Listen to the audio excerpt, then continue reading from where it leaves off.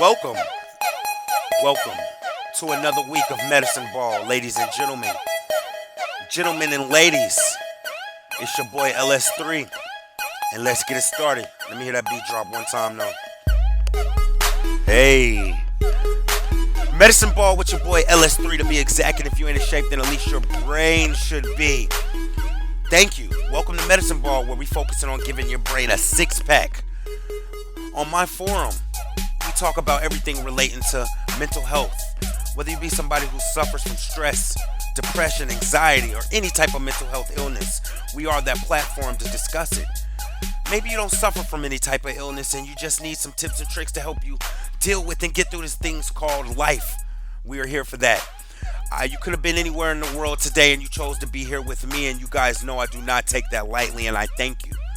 I will let you know I am not a doctor, I'm not a psychiatrist, I'm not a psychologist, I am not a therapist. I am somebody who has been diagnosed as bipolar disorder 1 for 15 years, and I've learned a few things, so I'm giving you guys some insight. If you're new, welcome to the family. If you've been here, we will start this week, right now, podcast number 9. Without any further ado, Doctor Who?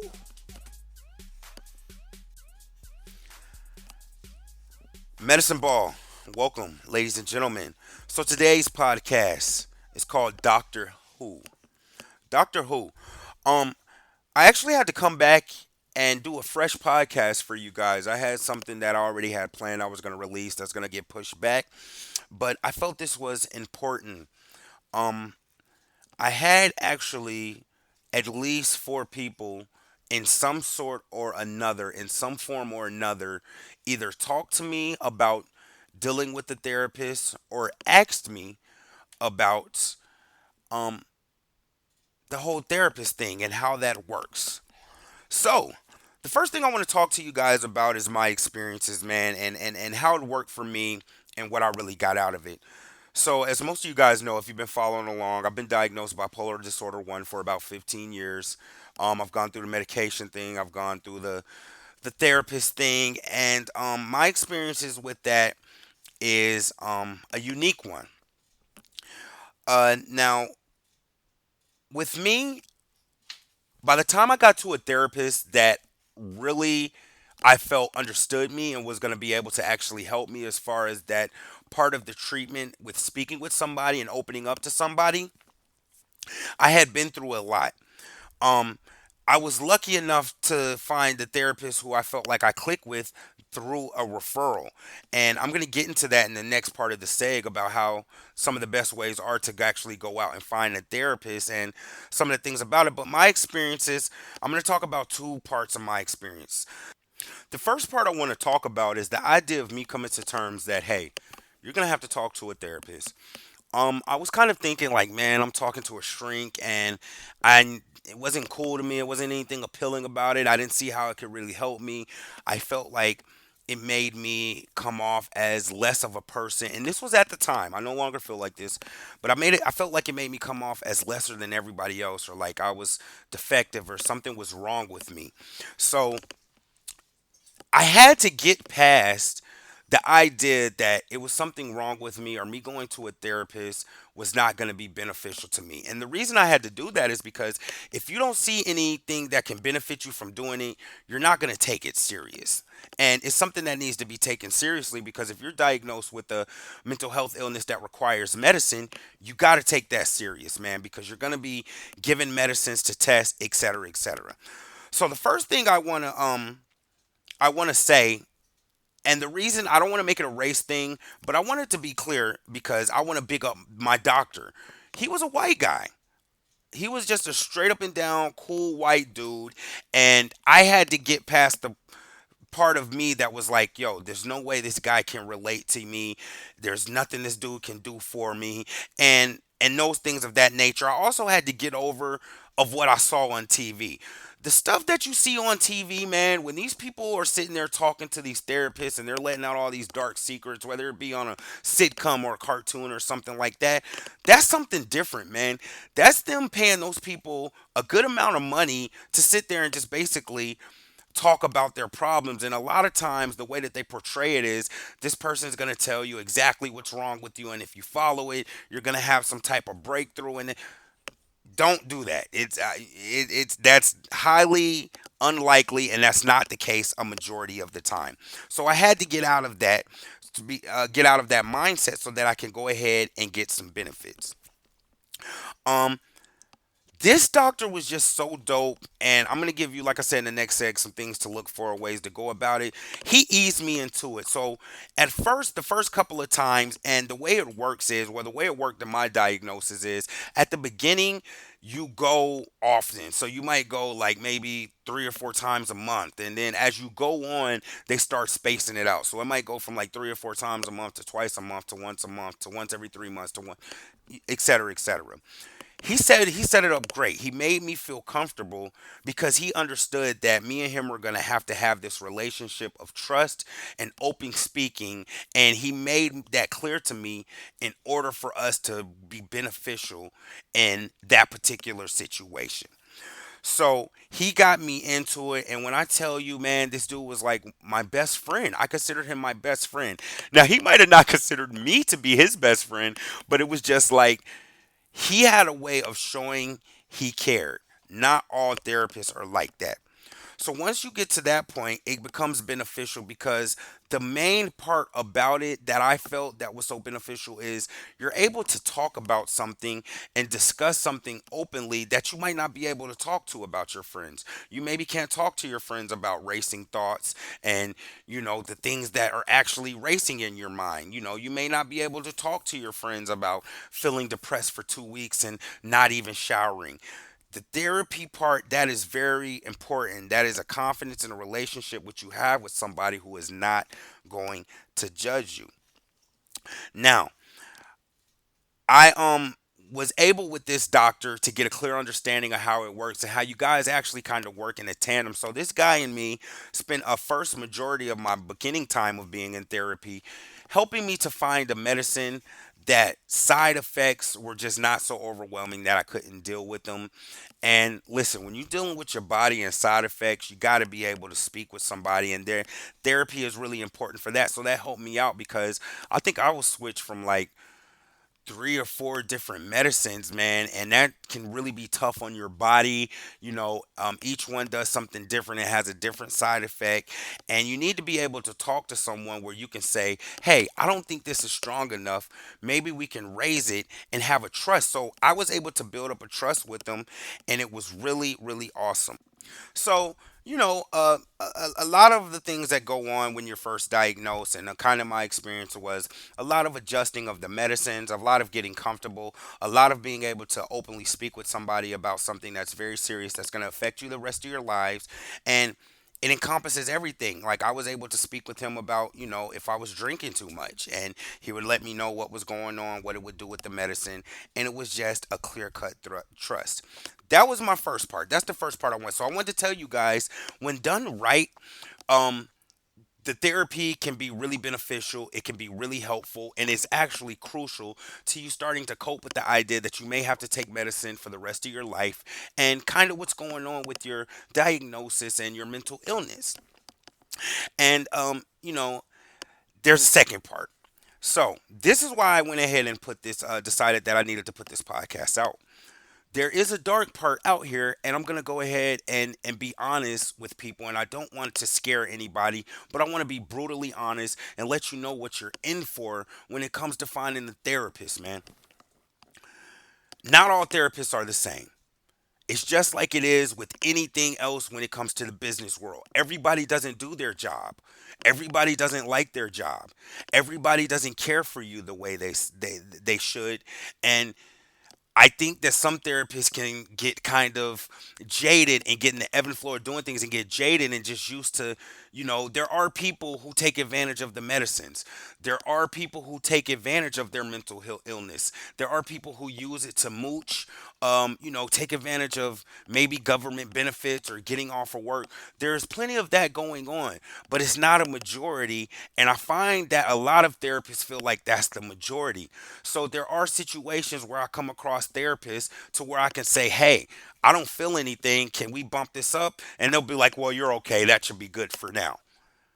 Or there are therapists, instead of learning who you are, kind of get into this factory line type thing to where it's just like get a patient in and get them out. And they don't take the time and the care that's needed when you're dealing with somebody who's dealing with a mental illness. And they may chalk it up to drug abuse or, hey, it's not that bad, or I don't think you need something this strong.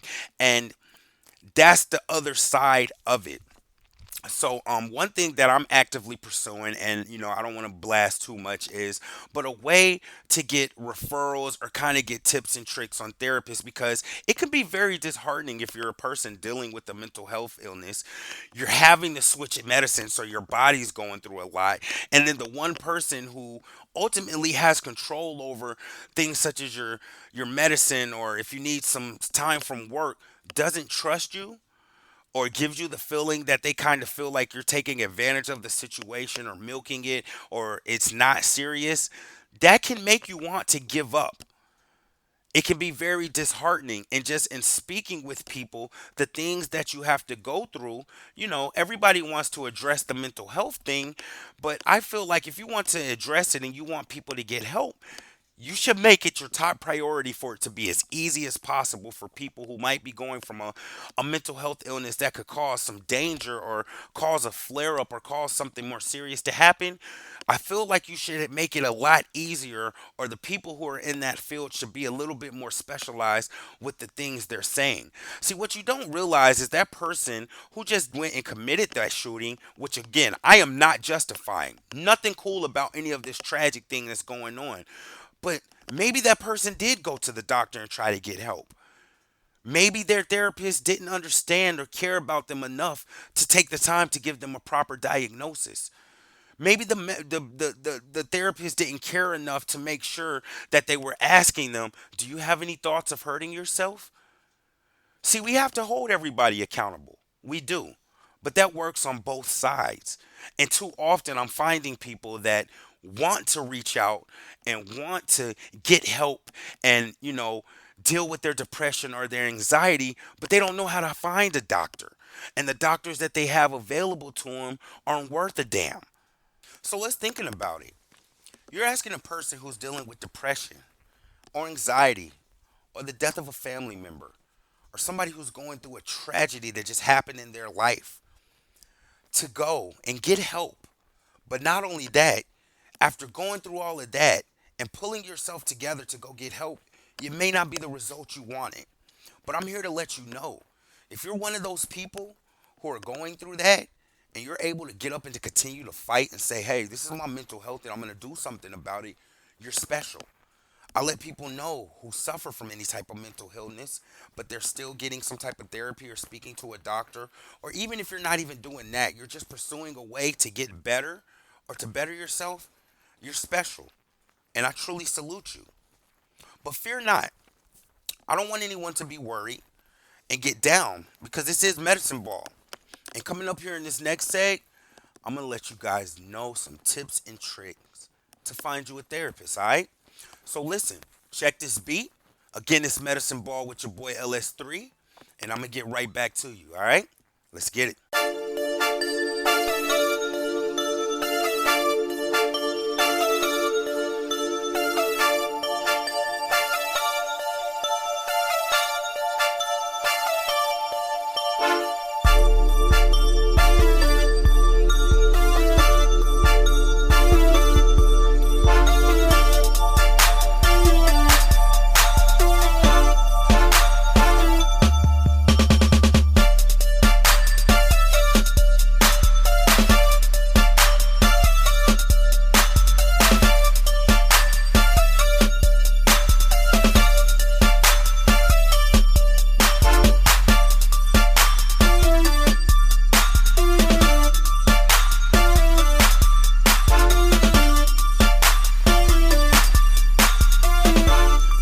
Ladies and gentlemen, welcome back. Medicine Ball, man. Podcast number 9. Doctor Who. Doctor what? Doctor Who? Doctor what? Doctor Who, man. We're talking about therapists and my experience with it, but also how to help you guys out a little bit, man. So, in this seg, we're talking about choosing therapists, man. First things first, man. One of the easiest way to choose a therapist who's going to be good at what they do and somebody you're going to be likely to rock with, man. Step one, referrals. Just like with business, social media, marketing, and everything, man, a lot of people get a good amount of their business driven through referrals. And that's one thing I'm trying to create here with Medicine Ball, a family, a brotherhood slash sisterhood, if you would, of people who are diagnosed with these mental health issues and could talk to one or another. Chances are, if you're somebody who, i.e., is diagnosed with bipolar disorder and you're dealing with a therapist that you think is pretty cool, if you know somebody else who's dealing with bipolar disorder, chances are you're going to know what you're looking for. Somebody who's not judgmental, somebody who understands, who works with you. Referrals is the best.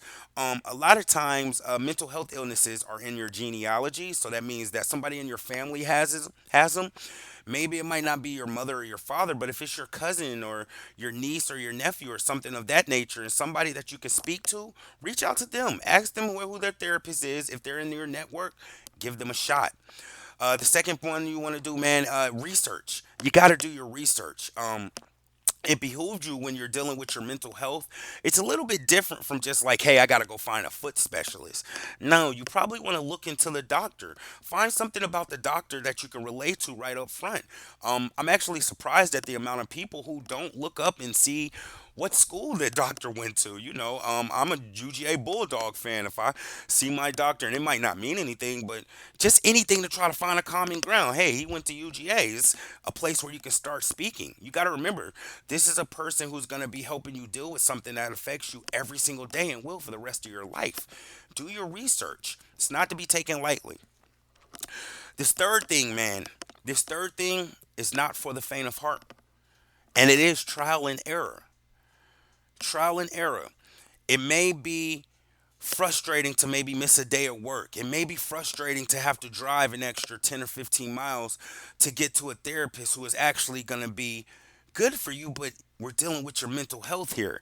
Something that you got to be aware of and work out. It's worth it. If you go to the doctor who's 5 minutes away, yeah, he might be 5 miles away, and that copay may only be $10 as opposed to 30. But if it's not someone you can talk to openly about whatever you're going through, and someone who doesn't make you feel like you're being judged, it's not worth it. It's worth it to pay the extra money to drive the extra distance and keep going until you find somewhere where you feel comfortable. This one is very, very important. And I want to salute anybody who's got the courage enough to go reach out and want to get help, but trial and error, man. And that's one reason why I say if you are dealing with a mental health issue, and I always push it that extra step and say, but you're addressing it and you're doing something about it, you truly are courageous. And even if you're not, you know, you still are courageous in my book, but you truly are courageous and you're cut from a different cloth because you're dealing with something that can stop you from doing things day to day already or stop you from being happy already. And you got to push further to make sure you can drive that extra mile. And this is the part where I think a lot of people get lost. The average person is only going to go to one or two therapists. And if they don't find one, they're either going to settle on that therapist who's not really good for them, or they're gonna just give up on it altogether, and we don't want that. You have to you know get some wits about yourself. That's another part of going into this, man. Know that this is a process, but know that this is ultimately something that's for you and it's going to benefit you in the long run, and follow through. Trial and error. If you go to a therapist you do not like, do not let what they told you, do not take that as it's like a word from God. Be open, be objective, and know that ultimately you have a choice. Now, I'm not saying continue to run because they may, in fact, be telling you some things that you don't want to hear, but you may need to hear. But it's always cooler to do it in a specific way. Break you in first. You don't want to go on your first visit and a doctor tell you they think you're an alcoholic. That might not be the way that I would do it, but make sure that if you're with someone and it's not beneficial to you, you're not able to adjust your medicines properly, keep it moving. You got to be dedicated, man. And I wrote this down, speak to dedication. And again, I just kind of touched on it, but keep pushing. If you need some tips or tricks, or you want to know, what to expect in specific situations that may be particular to your story, reach out to me, man. I got your back. You can do this. And the most important part that I want to talk about with therapy when it comes to choosing a therapist, know yourself. Walk in there with a realistic thought of what's going to happen. When you're dealing with your mental health, man, this is a fight. You're getting ready to go into a fight, and you're going to have to fight to get better. You're going to have to fight to take control of your thoughts, how you view your mental health wellness, and just make a decision to yourself that, hey, I'm going to get something beneficial out of there. Do not watch TV and go in there thinking that some person on the very first try, on the very first therapy session you walk into, is going to tell you something that's going to enlighten you and solve all your life's problems and make everything be okay. If you go in there like that, you're going to be disappointed, and you're setting yourself up for disappointment. And we're not about that here. Also, go in there knowing that even though the therapist is knowledgeable about the situation and knowledgeable about how they look at people and look at things, that what they say is not the final opinion. It's ultimately in an attempt to help you, but you're also going to have to produce and know yourself, man. You got to know your triggers. You got to know what things set you off. You got to know what things cause you to think a certain way. It's important to know yourself first, so that when you go in there and they do give you some type of advice, you can ask the right questions in order to get the most out of it. If the doctor says something like, hey, I see that you're, and I'm just using this for an example, hey, I see that you, I don't know, have an obsession with Play-Doh, and that's messing you up in your head. Okay, you got to know, okay, I can't quit Play-Doh cold turkey, but maybe I can scale back. And I'm just using this as an example. You have to ultimately know yourself and know something about yourself. However, if you're taking the first step to reach out to even go get help and go get a therapist, you, my friend, are on your way. So these are just some things to keep in mind, man. Referrals, really dope. They really speed up the process of finding somebody that you could click with. Research, man. Do your research. If you see somebody was maybe a doctor who was born in Louisiana in 1970 when segregation was going on or something like that, if that's has something, you know what kind of person you're going to click with. Maybe that's not the type of person you need to go with. Trial and error. Remember, not everybody gets it on the first shot unless you just got a dope referral or you did extensive research. It's going to be some trial and error though. Like when you do anything, whether it's riding a bike for the first time, sometimes you got to fall off a couple of times before you get your balance. Ride your bike, hold it steady. And dedication, man. Be dedicated. Know that this is something that you're going to have to do for the rest of your life, but that's what we preach here at Medicine Ball. Focusing on your mental each and every day and bettering yourself as a person. But when it comes to therapy, it does help if it's done correct. And finally, know yourself. I feel like this is the most important thing, whether we're talking about choosing a therapist or dealing with life's adversity and dealing with situation as they come. Know yourself. Once you know yourself and your strengths, your weaknesses, what triggers you, what you like, what you don't like, what makes you feel entitled, etc., it makes you better armed because you can prepare yourself and game plan for situations as they arise. All right. So this was segment two. Just a few tips and tricks on you choosing a therapist. Remember, we got the Facebook page, and if you need to inbox me, I'll always leave you guys with my information if you need more specifics. But these are just kind of general things that I want people to be aware of when it comes to going down the therapist route. There's nothing wrong with you, and there are ways to get it done correct. Final say coming up next. We're going to talk about making the most of your therapy. Once you found a therapist and kind of gotten past the idea of thinking, it makes you less of a person, it does not. I'm going to show you how to get the most out of it and keep using that information to continue your life. Medicine Ball with your boy LS3. Check this beat, and we'll be right back to wrap it up with you. Yeah, yeah.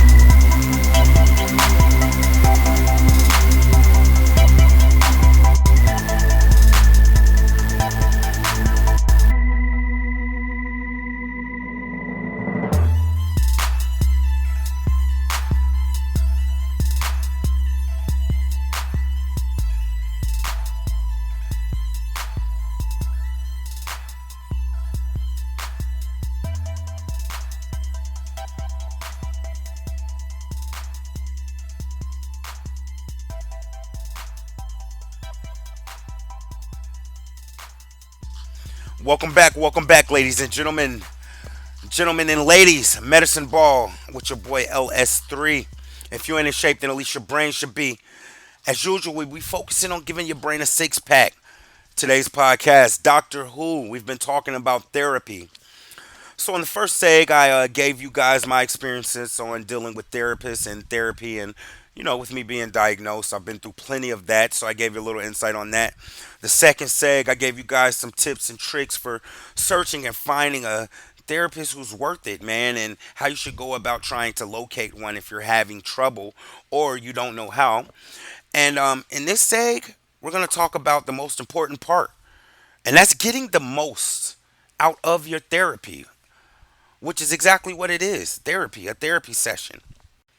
So once you decide that you're a courageous person that you are, if you decided to get the help and you found a therapist who's worth it, it's very important that you're able to get the most out of these sessions. And the reason that I stress that immediately, that that's something you need to do, is because they start spacing them out usually.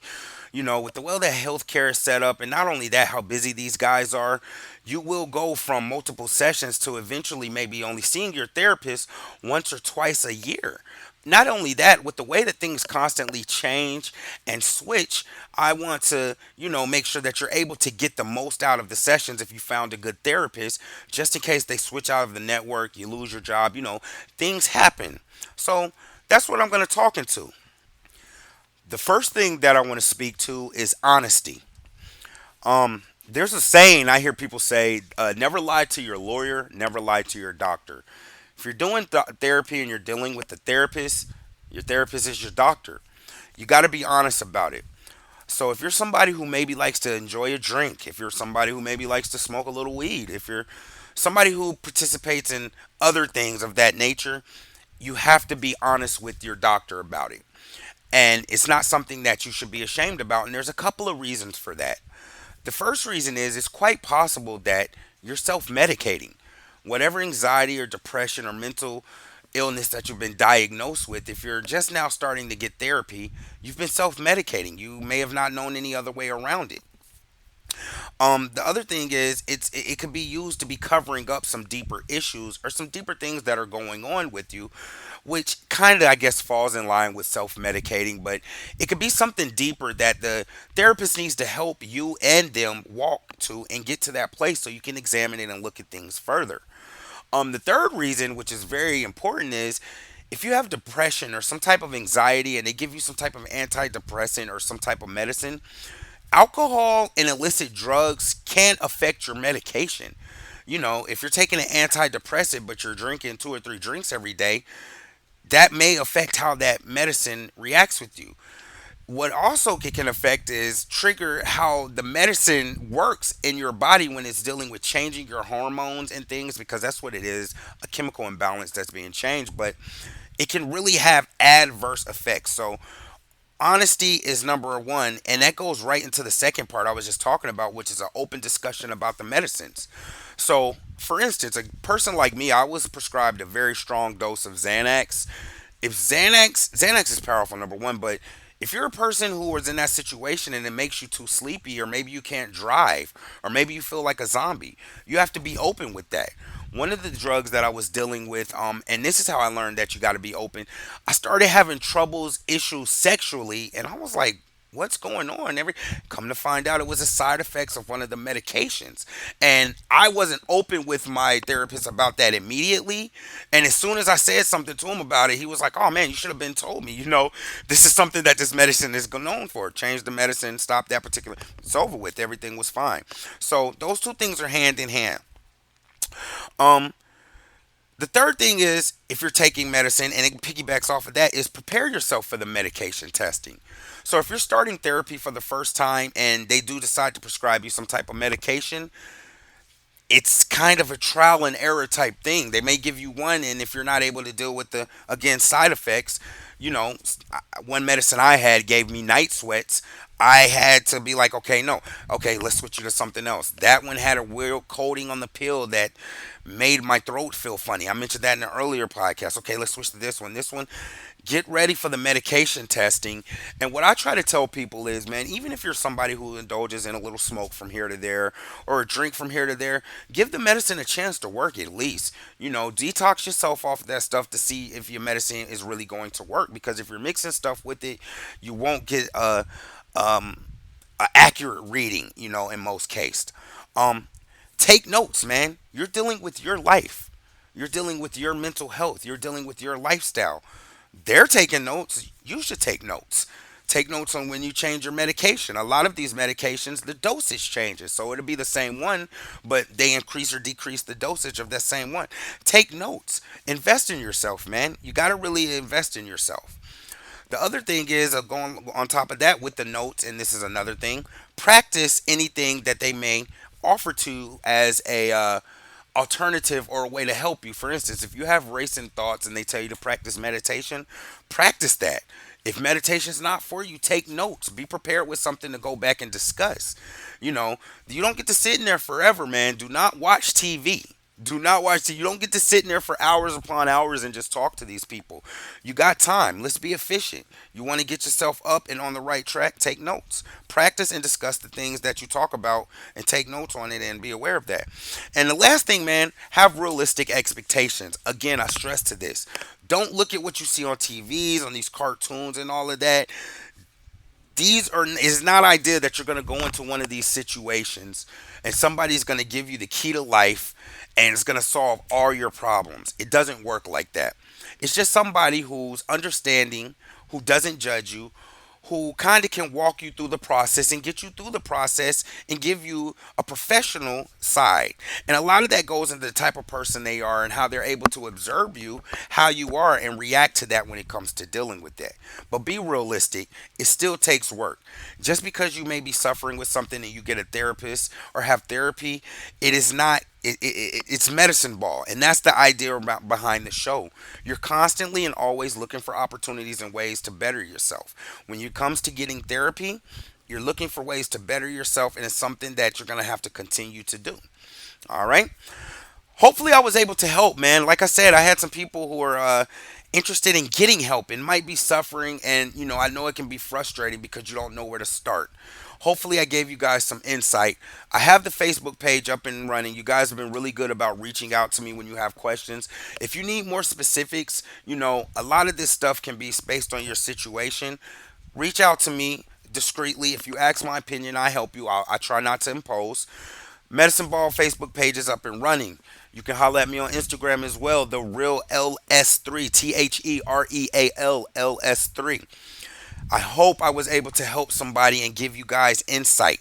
And remember, man, it's an everyday thing. Every day you want to exercise your brain. You want to exercise your mental. You want to make your mental be fit just as if it were your body, man. Yo, I appreciate you guys for rocking with me. Remember, man, stay up. This is a support system here. We are a family here. You got this. I believe in you, man. I love y'all. Thanks for rocking with me. Until we meet again, next week is my 10th episode. I got something special for y'all. I love y'all. I'm out.